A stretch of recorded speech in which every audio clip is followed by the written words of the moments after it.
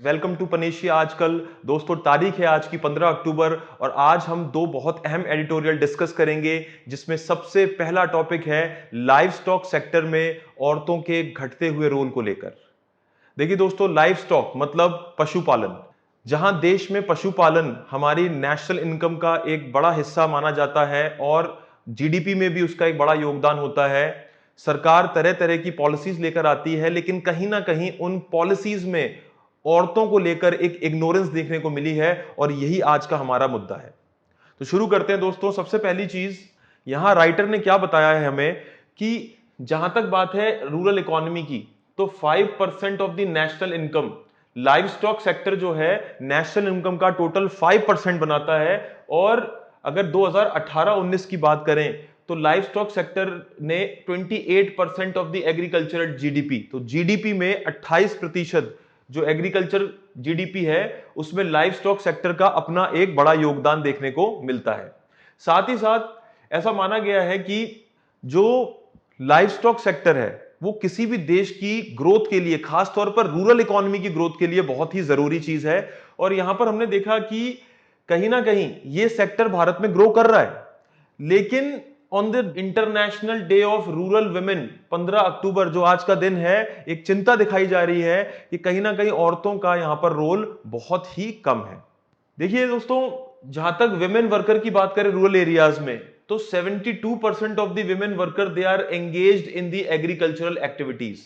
और खास तौर पर डेयरी कोऑपरेटिव्स में तो काफी उनका रोल है, लेकिन कहीं ना कहीं लाइव स्टॉक सेक्टर में औरतों का योगदान बहुत कम है या उनका रोल बहुत ही कम है। तो क्या वजह है इसकी? क्या औरतें खुद इसके लिए जिम्मेदार हैं या कहीं ना कहीं हमारे पॉलिसी मेकर इसके लिए जिम्मेदार हैं? तो यहां पर राइटर ने एक बहुत अच्छा एग्जांपल दिया है, जहां पर राइटर ने बताया है कि किस तरह से एक औरत, अगर इस पूरे आप पैरा को देखें तो किस तरह से एक औरत घर की अलग अलग एक्टिविटीज में अपना टाइम डिवोट करती है। तो कहीं ना कहीं लाइव स्टॉक को लेकर एक वक्त की बहुत कमी है, लेकिन फिर भी राइटर का मानना है कि यह कोई बड़ा फैक्टर नहीं है। औरत यहां पर वक्त निकाल सकती है, अगर वो डेयरी कोऑपरेटिव और एग्रीकल्चर एक्टिविटीज में इतना ज्यादा इन्वॉल्व है तो वो लाइव स्टॉक में भी इन्वॉल्व हो सकती है। लेकिन कहीं ना कहीं यहां पर हमारी जो पॉलिसी मेकर्स हैं उनकी तरफ से काफी कमी देखने को मिली है, जिसकी वजह से लाइव स्टॉक सेक्टर में औरतों का रोल बहुत ही कम है। तो यहां पर कुछ कोर प्रॉब्लम्स की अगर हम बात करते हैं कि ऐसा क्यों है, तो सबसे पहली बात, जो विमेन लाइव स्टॉक फार्मर्स हैं कहीं ना कहीं पॉलिसी मेकर्स को वो दिखाई ही नहीं देते।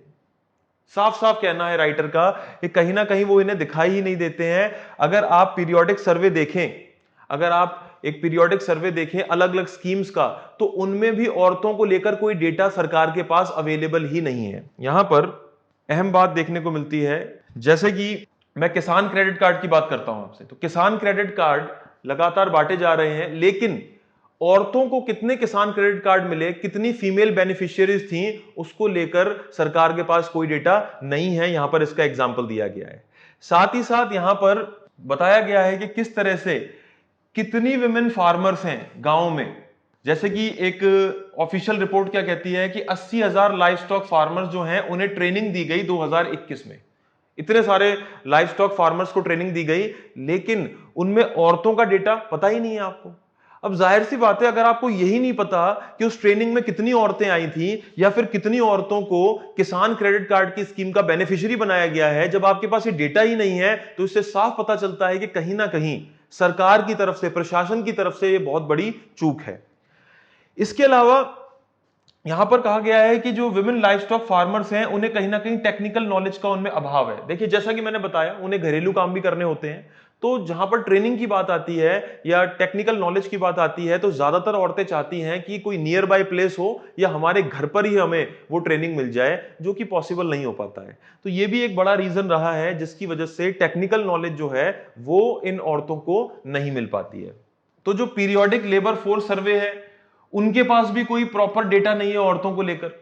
लाइव स्टॉक इकोनॉमी के सेक्टर में औरतों को लेकर उनके पास भी कोई ऐसा डेटा नहीं है। तो साफ साफ दोस्तों देखा जा सकता है कि औरतों के रोल को, जो विमेन वर्क फोर्स है लाइव स्टॉक सेक्टर में, उसे कहीं ना कहीं इग्नोर किया जा रहा है। और यही वजह है कि आज रूरल इकोनॉमी में, एग्रीकल्चर सेक्टर में, जहां 72% औरतें जो है अपना योगदान दे रही हैं, 72%, वहां पर जो लाइव स्टॉक फार्मिंग है उनका रोल पूरी तरह से अंडरमाइन किया गया है, जो कि बहुत ही चिंता का विषय है।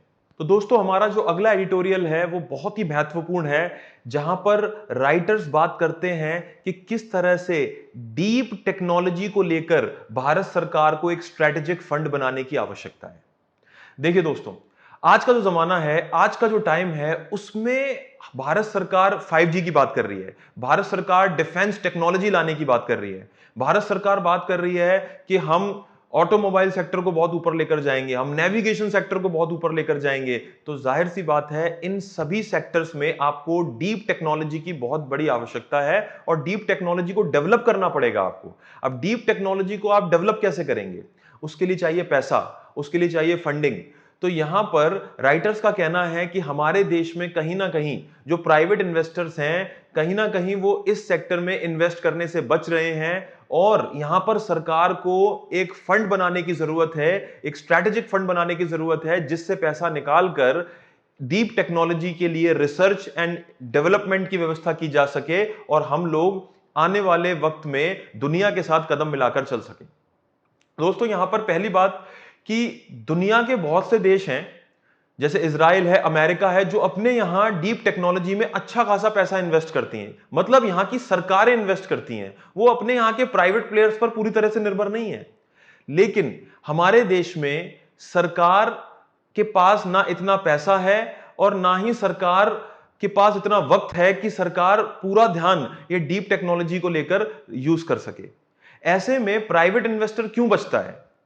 सवाल उठता है कि प्राइवेट इन्वेस्टर यहां पर क्यों पैसा इन्वेस्ट नहीं करता? बिकॉज यहां पर बहुत वक्त लगेगा वो मैच्योर होने में, वो पैसा वापस मिलने में, उसका प्रॉफिट होने में, क्योंकि इन्वेस्टमेंट होंगे बड़े बड़े और बहुत वक्त लगेगा टेक्नोलॉजी में रिसर्च करने के लिए। तो ऐसे में प्राइवेट इन्वेस्टर जो है यहां से बचता है। और हमारे देश में कई प्राइवेट इन्वेस्टर ऐसे भी हैं जिन्हें नॉलेज नहीं है कि ये जो डीप टेक्नोलॉजी है इसमें कहां रास्ता है आगे और किस तरह हमें आगे बढ़ना होगा। तो उनको कहीं ना कहीं कंफ्यूजन रहता है, एक डाउट रहता है कि कहीं हमारा पैसा डूब तो नहीं जाएगा। तो इसी सब के बारे में राइटर्स बात करते हैं। सबसे पहली चीज कि जहां हमारा देश एक तरफ सेमीकंडक्टर्स की बात कर रहा है, मिलिट्री में एडवांसमेंट की बात करता है, हमारा देश बात करता है 5G की।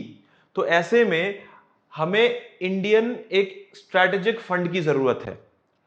और देखिए, इस इंडिया स्ट्रैटेजिक फंड में पैसा कहां से आएगा? अब इतनी बड़ी बड़ी टेक्नोलॉजी की आप बातें तो कर रहे हैं, लेकिन उसमें रिसर्च एंड डेवलपमेंट के लिए पैसा कहां से आएगा? तो पैसा आएगा CSR से। एक एडिटोरियल में मैंने आपसे CSR की डिस्कशन भी की है, तो आप देख सकते हैं, उसे रिपीट कर सकते हैं। तो CSR जो बड़ी बड़ी कंपनीज हैं, बड़े बड़े कॉर्पोरेट हाउसेस हैं, जो भारत में बहुत रिसोर्सेज का इस्तेमाल करके पैसा कमाते हैं। मैंने बताया था जिन कंपनीज का सालाना एनुअल टर्नओवर 1000 करोड़ से ज्यादा है, या जिनकी नेटवर्थ 500 करोड़ से ज्यादा है, या जिनका एनुअल प्रॉफिट 5 करोड़ से ज्यादा है, तो उन्हें सोशल रिस्पॉन्सिबिलिटी निभानी होगी, समाज की भलाई के लिए कुछ काम करना होगा। तो ऐसे में इंडियन स्ट्रैटेजिक फंड में पैसा कहां से आ सकता है? CSR एक्टिविटी से आ सकता है। साथ ही साथ राइटर्स ने सुझाव दिया है कि जिनकी हाई नेटवर्थ है उनके ऊपर आप टैक्स बढ़ा दीजिए। अगर आप ऐसा करते हैं तो ऐसे में हमारे यहां इस स्ट्रैटेजिक फंड को बनाया जा सकता है और इस स्ट्रैटेजिक फंड में पैसा आ सकता है, जिसका इस्तेमाल हम ये 5G, सेमीकंडक्टर और ये बड़ी बड़ी टेक्नोलॉजी की जो हम बातें करते हैं, उस ख्वाब को, उस ड्रीम को फुलफिल करने के लिए हम ऐसा कर सकते हैं। अब यहां पर आपको ध्यान देना है कि जो CSR है और साथ ही साथ जो यहां पर टैक्स की बात की गई है, मैं लिख देता हूं यहां पर जो टैक्स की बात की गई है कि जिनकी नेटवर्थ बहुत ज्यादा है उन पर टैक्स बढ़ा दिया जाए। तो जाहिर सी बात है, आज के जमाने में जहां पर हमें टेक्नोलॉजी में बहुत इन्वेस्ट करना है, तो उसके लिए भारत सरकार को कुछ ऐसा करना होगा जो अमेरिका और इजराइल जैसे देश करते हैं, और भारत सरकार को खुद यहां पर इनिशिएटिव लेना होगा, कुछ पैसा खुद डालना होगा और ऐसे फंड में कुछ पैसा CSR और टैक्स के जरिए डलवाना होगा। तभी जाकर भारत में डीप टेक्नोलॉजी के फील्ड में हम सक्सेसफुल हो सकते हैं। पनेशिया ट्यूटर लाया है एक एजुकेशन प्लेटफॉर्म जहां पर अलग अलग कोर्सेस जैसे कि IAS, PCS, UGC net, SSC और बैंकिंग एग्जाम्स के लिए ऑनलाइन और ऑफलाइन क्लासेस की सुविधा उपलब्ध है।